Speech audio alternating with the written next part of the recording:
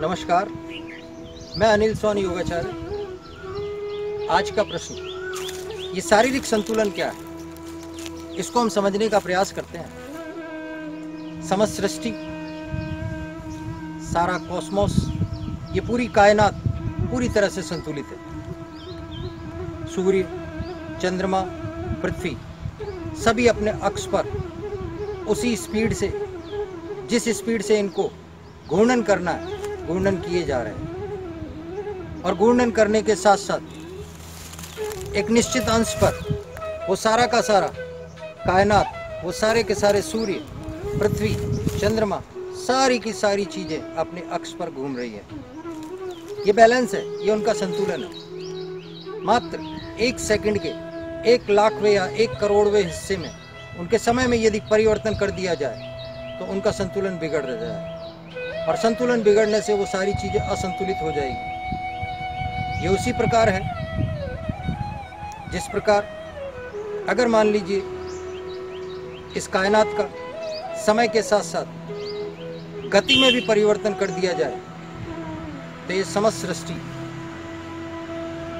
पूरी की पूरी सृष्टि प्रलयमान हो जाएगी, एक प्रलय आ जाएगा इसमें। इसलिए समस्त सृष्टि के साथ साथ जिस प्रकार सृष्टि कार्य करती है, उसी प्रकार मनुष्य का शरीर भी संतुलित होना बहुत आवश्यक है। इस संतुलन का सबसे बड़ा प्रभाव यह है, यदि व्यक्ति अपने जीवन को, अपने खान पान को, अपने रहन सहन को, अपनी दिनचर्या को यदि संतुलित रखता है तो अपने जीवन में कभी भी परेशान नहीं होगा। बहुत सी व्याधियों से, बहुत सी बीमारियों से वो बचा रहेगा। इसलिए एक संतुलन जीवन में बहुत आवश्यक है। इसको कुछ उदाहरणों में हम समझने का प्रयास करते हैं। ज़्यादा बेहतर ये रहेगा कि हम यदि इनको उदाहरणों से समझें तो जल्दी समझ में आता है। आप किसी गौशाला में जाइए, हजारों गायों को देखिए आप, उनके बैठने का तरीका, उनके खड़े होने का तरीका, उनके उठने बैठने, खान पान, हर तरह का तरीका एक जैसा होगा। पूरी गाय जाति एक ही तरीके से कार्य कर रही है। ये इंसान ही है जो अपनी सारी पोस्चर को, अपनी मुद्राओं को बदलता है, जानवर कभी नहीं बदलता।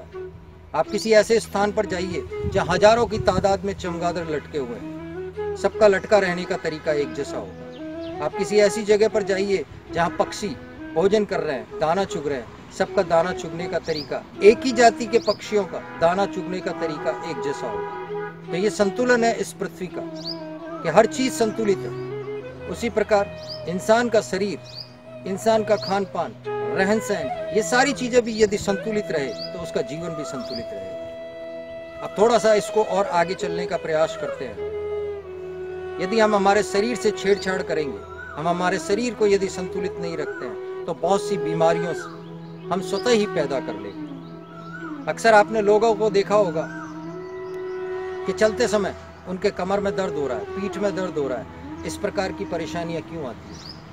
और इस चीज को जानने का बहुत ही साधारण सा तरीका है। आप उस व्यक्ति के जिसके कमर में, हाथ पैरों में दर्द हो रहा है, चलते समय कूल्हे में दर्द हो रहा है, उसकी मात्र चप्पल या जूते को जो लंबे समय से वो पहन रहा है, उसको उठाइए और उठाकर उसको चेक कीजिए। जब आप उसके तलवे को देखेंगे तो आप उनके तलवे को देखकर समझ पाएंगे कि वो जिस तरफ से घिस रहा है, उसमें जो घिसाव आ रहा है, घिसाव आने से पता लगेगा कि उनका शरीर किस तरफ ज़्यादा झुक रहा है।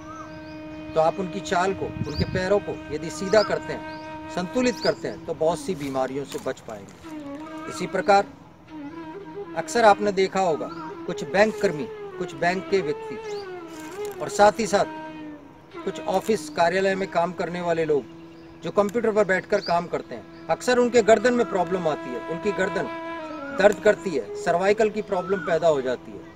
कई बार ऐसा होता है कि व्यक्ति के बाएं और दाहिने दोनों कंधों के अंदर दर्द रहता है। इसके पीछे कारण बहुत मामूली सा है। आप गौर से देखें, यदि वो व्यक्ति कंप्यूटर पर अपना कार्य कर रहा है तो कंप्यूटर पर कार्य करते हुए उस व्यक्ति के साथ जो जो परेशानियां घटित हो रही हैं, अगर उसका कंप्यूटर का लेवल उसके सिर से नीचे है तो मान के चलें उसको बार बार गर्दन झुकानी पड़ेगी। और जब ये गर्दन झुकानी पड़ेगी, आगे की ओर बार बार गर्दन झुकती रहेगी तो उसको दर्द का आभास होगा और उसकी गर्दन की वर्टिब्रा में प्रॉब्लम्स आने लग जाएगी। जो व्यक्ति अपना सारा सामान कंप्यूटर पर कार्य करते हुए बाईं तरफ रखता है और बार बार गर्दन को बाईं ओर घुमाएगा तो उसको दाहिनी और परेशानी आने लग जाएगी।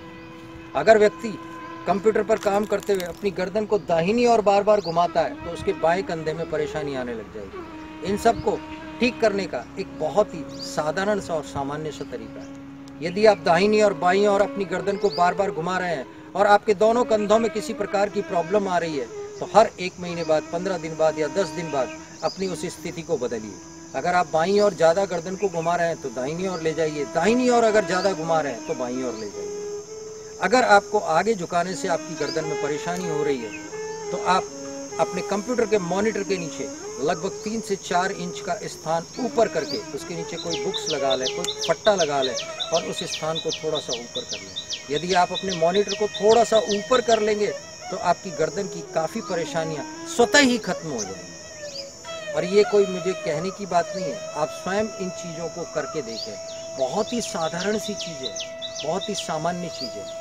अब थोड़ा सा और आगे चलते हैं। अक्सर लोगों के गर्दन में परेशानी रहती है, गर्दन दर्द करती है, बड़े परेशान रहते हैं लोग। ये गर्दन की समस्या हर व्यक्ति को आम मिलेगी। कारण ये है कि हमारा रहन सहन, हमारा खान पान, उठने बैठने का तरीका, हमारे पोस्चर, हमारा संतुलन, यही हमारे को परेशानियां पैदा करता है। और अक्सर जो समस्या गर्दन में पैदा होती है, इसी समस्या का एक और कारण आपको छोटा सा बताता हूँ। अक्सर लोग बिस्तर पर लेटकर 2-3 तकिए, 2-3 पिलो लगाकर एक साथ और सामने की ओर गर्दन कर टीवी देखते हैं, टीवी वॉच करते हैं, साथ ही साथ लेटकर कंप्यूटर, मोबाइल चलाते हैं अपना, साथ ही साथ लेटकर और कई चीज़ों को खाते रहते हैं। तो ये जो परेशानी है, जब गर्दन उनकी उठी रहती है, 2-3 किलो लगे रहते हैं, तो धीरे धीरे वर्टिब्रा के अंदर प्रॉब्लम्स आने लग जाती है, दर्द करने लग जाती है। तो सबसे पहले अपने तरीका जो आपने पिलो लगाने का उसको बदलिए। पिलो कभी भी सिर के नीचे नहीं लगता है। पिलो लगाने का तरीका है दोनों शोल्डर के नीचे लगाइए।